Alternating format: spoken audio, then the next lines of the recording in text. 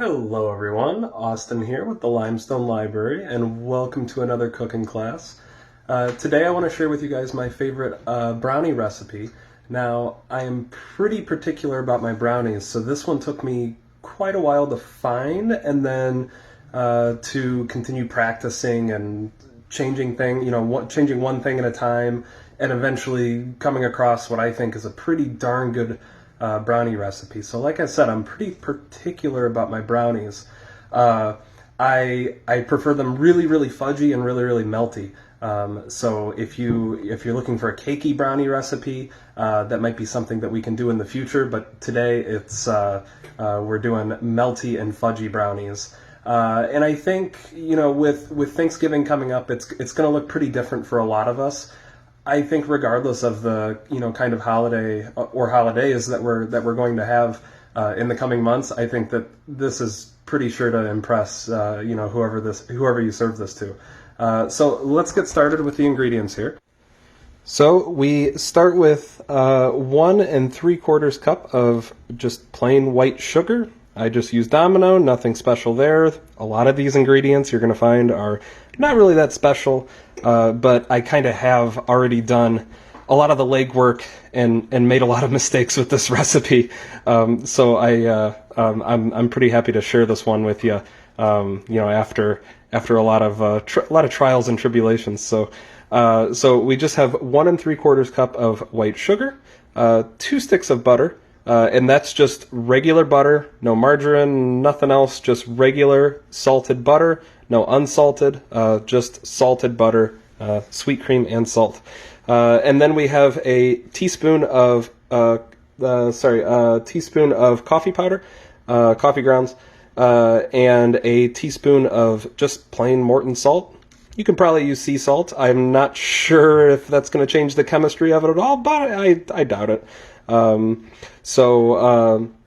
you'll probably recognize if you've watched my some of my videos in the past. I think my pork chop video. I think we made that. I mentioned using cayenne pepper and some coffee grounds on the pork chop. So that's, if you recognize that coffee, that is what that is from. And then moving over here, we have a 1.5 cups of flour. For the flour, if you go a little bit less than 1.5 cups, it probably won't kill your recipe. A lot of the mistakes that I've made in this recipe have all had to do with probably too much flour, or I used to add baking powder to the recipe as well. Excuse me. I found that the baking powder it didn't add anything to it, and if anything, it just made it dry, and I didn't really care for it. And then over here we have a 1/2 cup of oil. I just use sunflower oil. Any vegetable oil is going to work out just fine. I chose to use sunflower, and a 1/2 cup of oil. With this, you can, same thing here. If you go a little bit less, you're probably going to be fine. I definitely would not go more than a 1/2 cup of oil. You're going to find that the brownies they're going to be moist enough, and you definitely don't want them to be greasy at all either. Once you've sort of measured out about half of these ingredients, you play around with it. It doesn't really matter. I don't really think you're going to be in too much of a hurry. But once you've kind of measured out about half of the ingredients, go ahead and preheat your oven to 350 degrees. And we will be cooking the brownies for just 25 minutes, but 350 degrees. After it's preheated, you're going to want one of these guys. This is just a Pyrex, just a glass Pyrex container. Just a second, let me set this down. Just a glass Pyrex container. Nothing special here. Hi, kitty. These are really, really nice for baking. You could try to use like a metal baking sheet. I don't know how it's going to change it at all. It's worth a shot, but I really like glass for a lot of the different dishes that I bake. With the container, you'll want to, I just use Pam. I cover the inside with Pam, and then I put parchment paper. Is it parchment? Let me look. Yes, parchment paper and not wax paper. So I do parchment paper, and the oil the Pam just helps it stick. And then moving over here, we have, well, we're going to want 1 teaspoon of vanilla. This is just very, very tiny. This is just pure vanilla extract. You can use imitation. It won't kill it. The vanilla, I mean, they are brownies, so the vanilla isn't really like the end-all be-all to this. So, and then in here, I have 6 eggs, but not exactly 6 eggs. I have 4 entire eggs and then 2 egg yolks. I made a joke the other in one of the previous videos about cracking eggs on camera. I just cracked them in advance this time. Cracking eggs on camera is scary. So like I said, just 4 whole eggs, and then 2 egg yolks. And if you haven't done that before, okay. So we have our example egg. We're not going to crack it. But if you haven't cracked an egg to just get the egg yolk out, you're going to want a separate container. We'll use this one as an example. You're going to want a separate container. It does not need to be this big. But you're just going to crack the egg on a flat surface. And then, I'm kind of doing this one-handed. Usually when you crack an egg, you're going to have your palm facing down. If you're cracking an egg yolk, you're going to want both of your hands facing, kind of up. You're like cracking it up into the air. And then what that's going to do is it's going to keep the yolk in the egg, and then it's going to crack out all of the egg white. And then you're going to have 2 halves of an eggshell.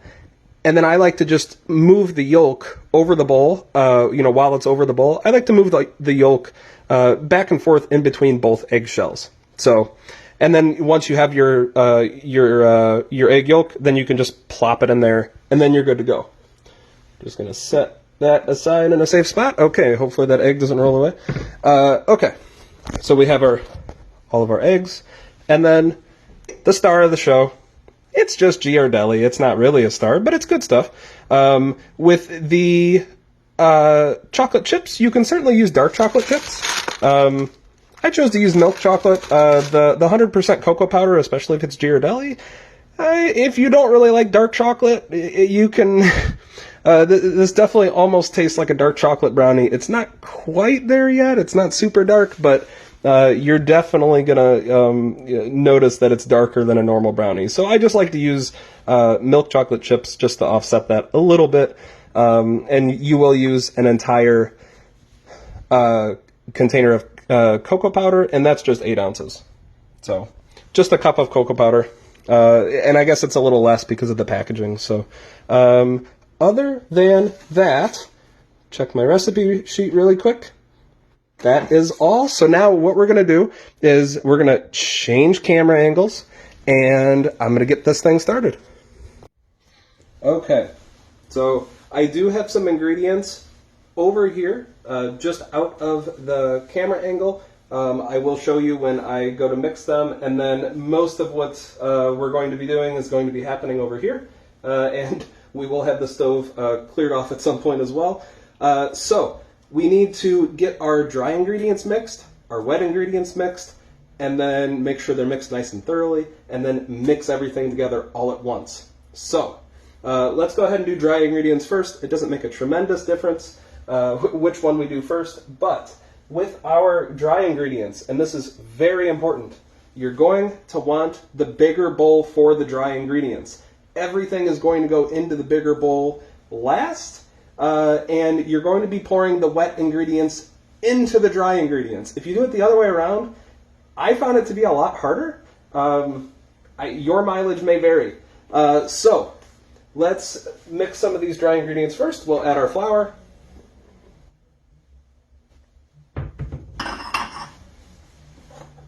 And then the salt and cocoa powder. The order of this does not matter, does not make a tremendous difference. Like I said, just make sure that you are mixing your dry ingredients very thoroughly, your wet ingredients very thoroughly, and then add the wet into the dry. Let's get our cocoa powder.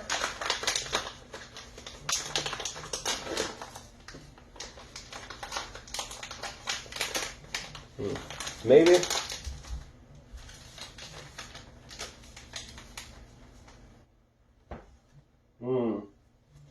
We're going to play it safe here and get some scissors.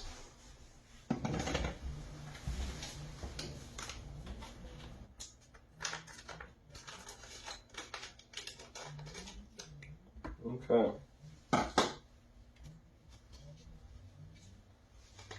That looked a lot worse than what it was.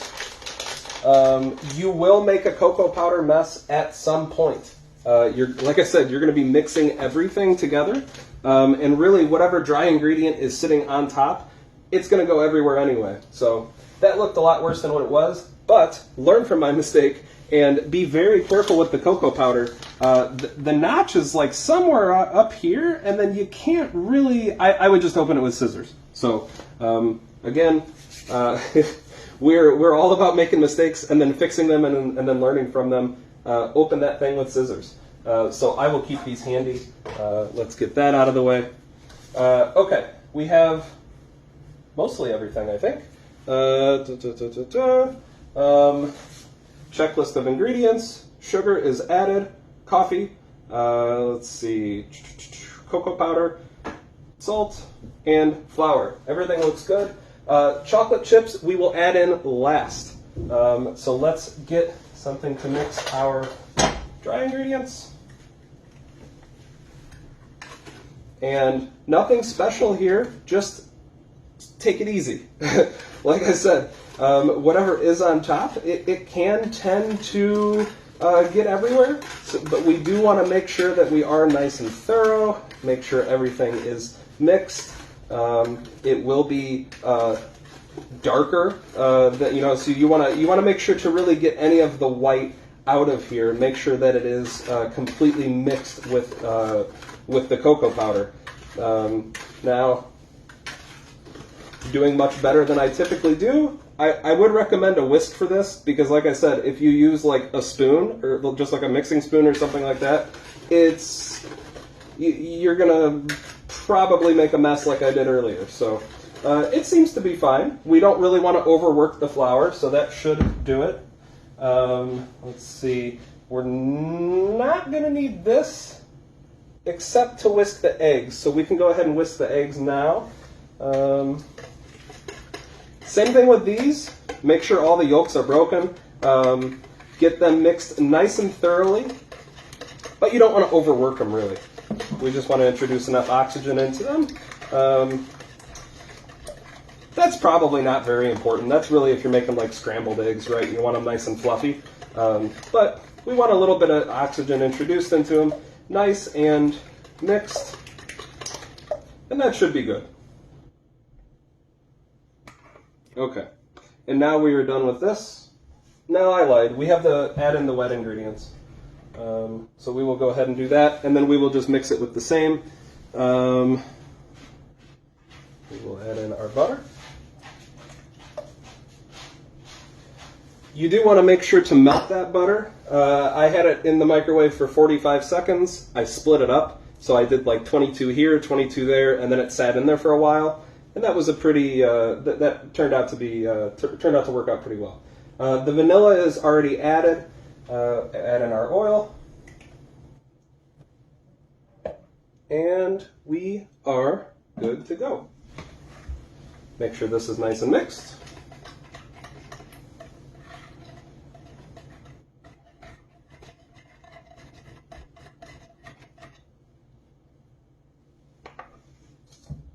And now we are going to retire this, and then I will put the butter away, and I will be right back. Okay, so like I said, we are going to be retiring the whisk. It just isn't going to hold up enough. You're going to need something strong and sturdy. I have a wooden rubber spatula here, wooden handle. If you have a rubber spatula like this, it might work. I don't recommend it. I recommend something really strong. It doesn't have to be a rubber spatula. I just like to get every little bit of brownie batter into the bowl or into the dish. So let's go ahead and move this aside. I'm going to move everything over just so that you can see it a little bit better. But ideally, I wouldn't be mixing on my stove. So let's put this over here. And we're probably going to have to do a little bit of mixing around here. We have some cocoa powder in there. Not a huge deal.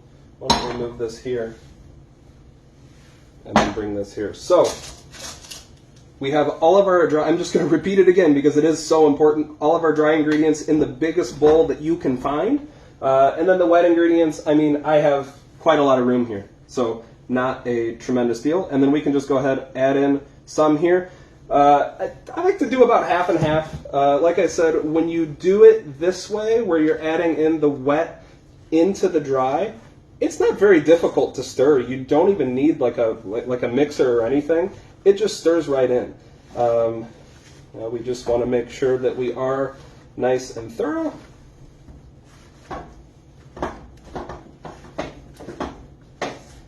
Okay, not too bad. And then we'll add in the rest. And you know, you can go slow. You can add in like a fifth of it at a time and just slowly stir it in. It doesn't make a huge difference with, you know, when you add it in this way, because it isn't incredibly difficult to get it mixed. If you do it the other way, which you can try it, let me know how it goes, because you know it might work out differently for you.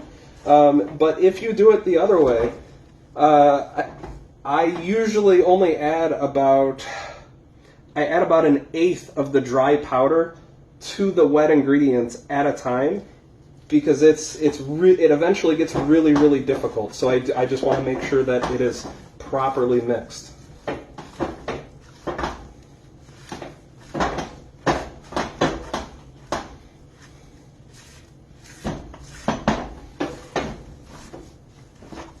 So not looking too bad. Again, we don't really want to overwork the flour. We're just looking to make sure that every little bit is mixed. And I think what you're going to find when you mix this is that this is going to look different than, maybe it will, I don't know. But I think what you're going to find is that this is going to look different from any of the brownie batters that you've seen before. To me, if I look really close, it looks almost cakey, which is surprising because we're not making a cakey brownie, and after we cook it, it'll be anything but. But it looks almost cakey. You know, any baking experts, you know, if they want to chime in and let me know if they've seen, you know, after they make this, if they've seen brownie batter like this, you know, let me know why that is. I have no idea. Where are my scissors? Here we go. They were hiding. You know, let me know why that is. I really have no idea why it looks so cakey, and then why it ends up not being cakey at all. So we have, what is this? 11.5 ounces of chocolate chips. I use about 90% of this. I mean, they're chocolate chips. We don't really need to measure it and worry about the chemistry of how it bakes together. So just about 90% of it. Well, maybe that's about 80. And we'll set that aside. It looks like a lot, but it's a massive bowl, and it is a big batch of brownies. So hopefully, sometime very soon, hopefully, you know, we can have larger gatherings like that. You know, once again, where we're having you know, everyone over for the holidays. When we can do that again,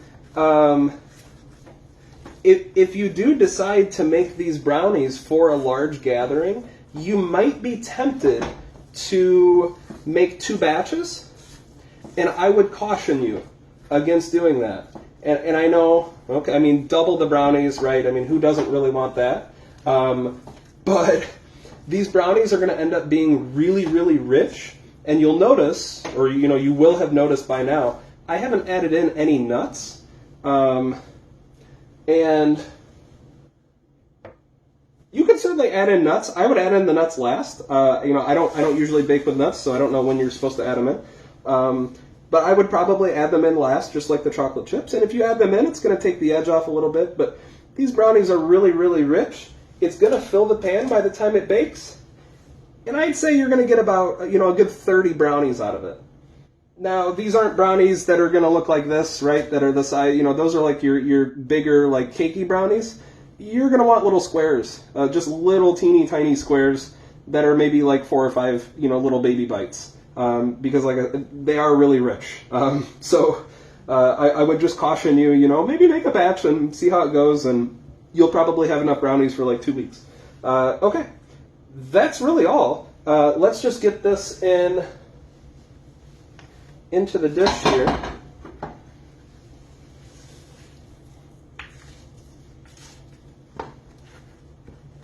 It's a little bit awkward with the, yeah, you can kind of watch it coming out.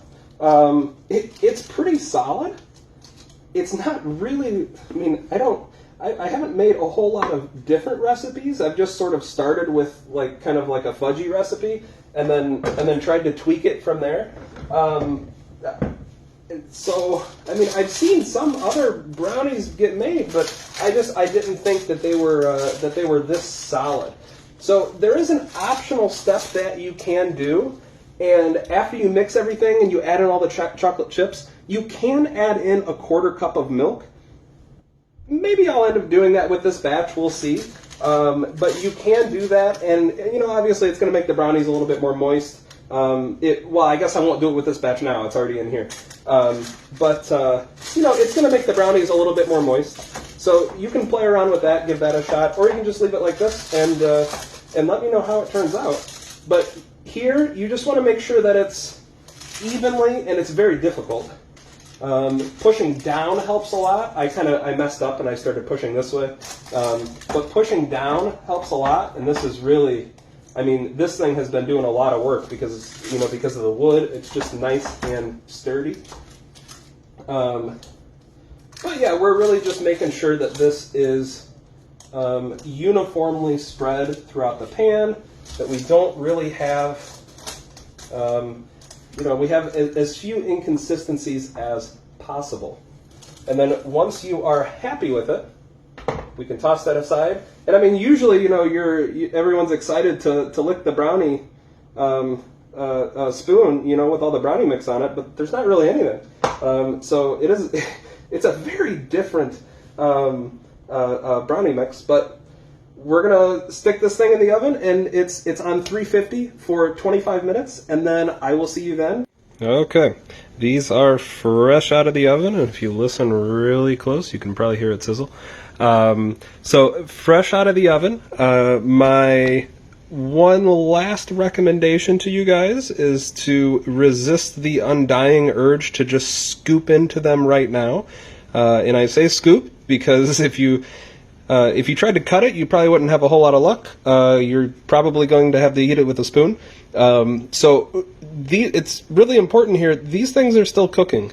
And I would really, just based on everything that we've done so far, I would really let these things sit for at least 3 hours uncovered. Let them cool. There's still a lot of residual heat, just in, deep in the mixture. Let it finish cooking.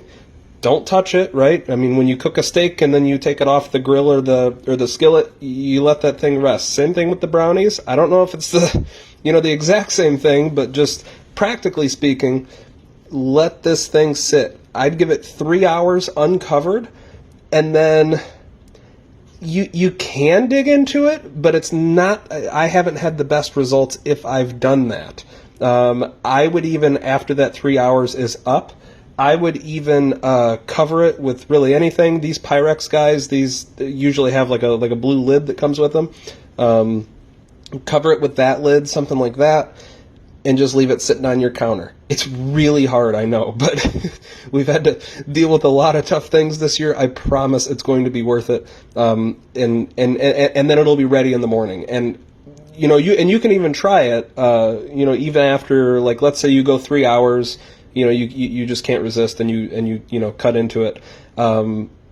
Try a brownie then, right? So like if you finish, get all this finished at like 7 o'clock tonight, okay, maybe 10, okay, maybe we don't want to be eating brownies right before bed, but, after about 3 hours, try a brownie, and then let it sit overnight, and then, maybe you have something for lunch, and I promise the texture is going to be a lot better, and it's definitely what, we were shooting for with this recipe.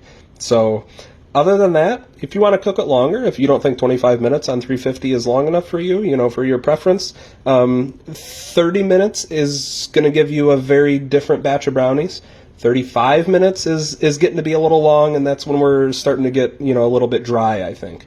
And, dry with this recipe is definitely different from cakey. I don't know that it's like a fluffy, pleasant dry.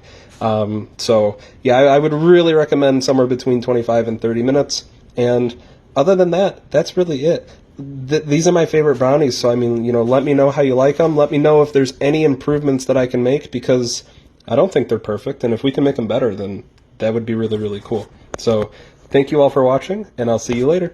Bye.